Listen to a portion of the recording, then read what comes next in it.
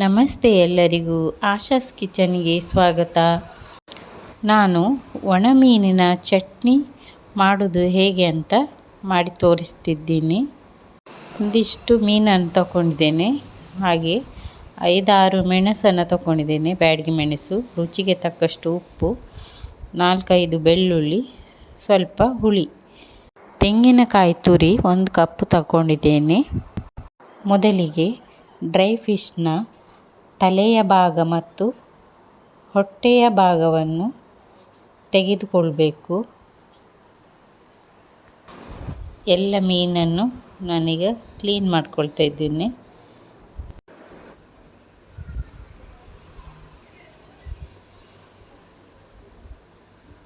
ಈ ಒಣಮೀನನ್ನು ಚೆನ್ನಾಗಿ ರೋಸ್ಟ್ ಮಾಡ್ಕೊಳ್ಬೇಕು. ಅದಕ್ಕೆ ನಾನೀಗ ಒಂದು ಪಾತ್ರೆಯನ್ನು ಇಡ್ತಾ ಇದ್ದೇನೆ.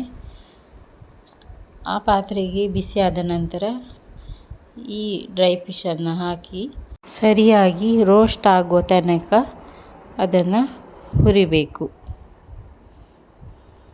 ನಾನು ಈ ಡ್ರೈ ಫಿಶನ್ನು 3 ಸಲ ಹುರಿದುಕೊಳ್ತೇನೆ, ಆವಾಗ ಅದು ಚೆನ್ನಾಗಿ ರೋಸ್ಟ್ ಆಗ್ತದೆ. ಆಗ ಒಂದು ಚಟ್ನಿ ಕೂಡ ಸೂಪರ್ ಆಗಿರ್ತದೆ. ಇದು ರೋಸ್ಟ್ ಆಗೋ ತನಕ ನಾನೀಗ ಮೆಣಸನ್ನು ಹುಡಿ ಮಾಡ್ಕೊಳ್ತೀನಿ. ಮಿಕ್ಸಿಗೆ ಒಂದು 5-6 ಮೆಣಸನ್ನು ಹಾಕ್ತಾ ಇದ್ದೇನೆ. ಮತ್ತು ಬೆಳ್ಳುಳ್ಳಿ ಒಂದು 5-6, ಸ್ವಲ್ಪ ಹುಳಿ, ರುಚಿಗೆ ತಕ್ಕಷ್ಟು ಉಪ್ಪು ಸ್ವಲ್ಪ ಕಡಿಮೆ ಹಾಕಿ, ಯಾಕೆಂದರೆ ಮೀನಲ್ಲಿ ಕೂಡ ಉಪ್ಪಿನ ಅಂಶ ಇರ್ತದೆ. ಇದನ್ನು ನಾವು ಗ್ರೈಂಡ್ ಮಾಡಿಕೊಳ್ಬೇಕು ಸಣ್ಣಗೆ. ತೆಂಗಿನಕಾಯಿ ತುರಿಯನ್ನು ಈಗ ಹಾಕುವಾಗಿಲ್ಲ. ನೋಡಿ, ಈಗ ಇದು ಸಣ್ಣಗಾಗಿದೆ, ಪೌಡರ್ ಆಗಿದೆ. ಇಷ್ಟಾದರೆ ಸಾಕು. ಇದಕ್ಕೆ ತೆಂಗಿನ ತುರಿಯನ್ನು ಹಾಕಿ ಪುನಃ ಮಿಕ್ಸಿ ಮಾಡಿಕೊಳ್ಬೇಕು. ಇದಕ್ಕೆ ನೀರನ್ನು ಸೇರಿಸಲಿಕ್ಕಿಲ್ಲ, ಹಾಗೆಯೇ ತರಿಯಾಗಿ ಗ್ರೈಂಡ್ ಮಾಡಿಕೊಳ್ಬೇಕು. ಮೀನು ಇನ್ನೂ ಕೂಡ ರೋಸ್ಟ್ ಆಗಬೇಕು. ಇದು ಸರಿಯಾಗಿ ರೋಸ್ಟ್ ಆಗಿಲ್ಲ, ಇನ್ನೂ 2 ಸಲ ರೋಸ್ಟ್ ಮಾಡಲಿಕ್ಕೆ ಉಂಟು. ಈಗ ಫಸ್ಟು ಇದನ್ನು ತೆಗಿತಾ ಇದ್ದೇನೆ. ತೆಗೆಯುವಾಗ ಅದರ ಅಡಿಗಡಿ ಕಸ ಎಲ್ಲ ಇರ್ತದೆ, ಕಪ್ಪಾಗಿರುವ ಕಸ ಇರ್ತದೆ. ಪುನಃ ಮತ್ತೊಮ್ಮೆ ಇದನ್ನು ನಾನು ಫ್ರೈ ಮಾಡ್ತೇನೆ. ಅದು ಸರಿಯಾಗಿ ಡ್ರೈ ಆದ್ರೇ ಒಂದು ಟೇಸ್ಟ್ ಆಗ್ತದೆ ಚಟ್ನಿ.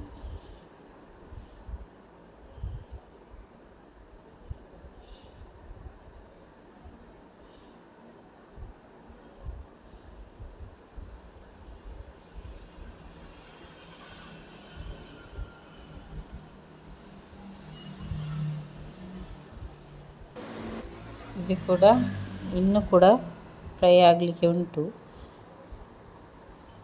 ಈಗ ಇದನ್ನು ಪುನಃ ಅದರ ಕಸವನ್ನು ತೆಗಿತೇನೆ. ಅದರಲ್ಲಿ ಕಪ್ಪು ಕಸ ಇರ್ತದೆ, ಅದನ್ನು ಚಟ್ನಿಗೆ ಹಾಕಬಾರ್ದು, ಇಲ್ಲದಿದ್ದರೆ ಚಟ್ನಿ ಕಹಿ ಆಗುತ್ತೆ. ನೋಡಿ, 2 ಸಲ ಆಯಿತು ನಾನೀಗ ಫ್ರೈ ಮಾಡಿ, ಇನ್ನು 3ನೇ ಸಲ ಫ್ರೈ ಮಾಡ್ತಿದ್ದೇನೆ.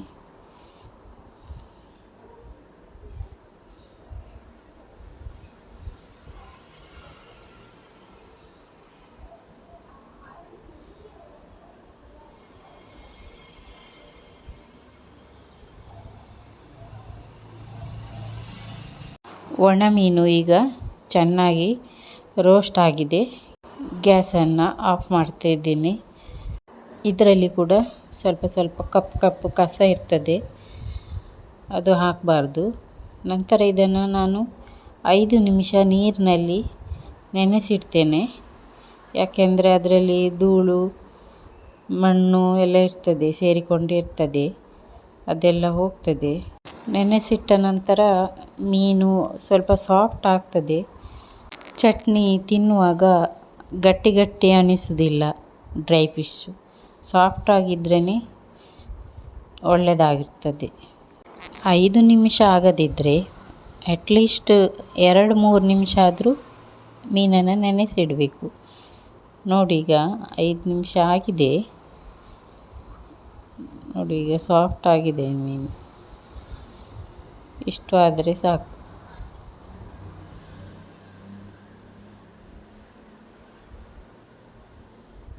ಇದನ್ನು ಒಂದು ಪ್ಲೇಟಿಗೆ ಹಾಕ್ಕೊಳ್ತಿದ್ದೀನಿ.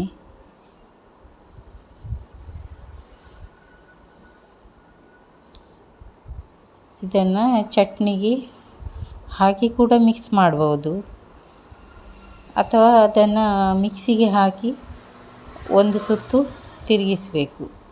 ಆಗ ಅದು ಸ್ವಲ್ಪ ಕಟ್ ಆಗ್ತದೆ. ಇಲ್ಲಾದರೆ ಕೈಯಲ್ಲಿನೇ ಕಟ್ ಮಾಡಿ ಹಾಕ್ಬೋದು.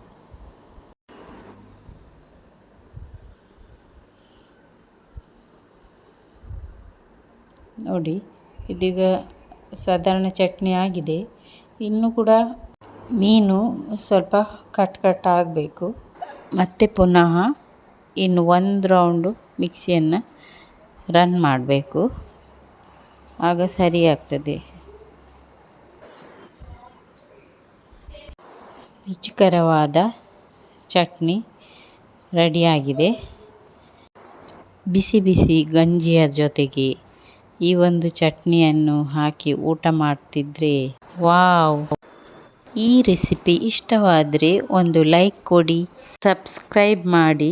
ಮುಂದಿನ ವಿಡಿಯೋದೊಂದಿಗೆ ಒಂದೊಳ್ಳೆ ಟೇಸ್ಟಿ ರೆಸಿಪಿ ಜೊತೆಗೆ ಸಿಗ್ತೀನಿ. Thank you.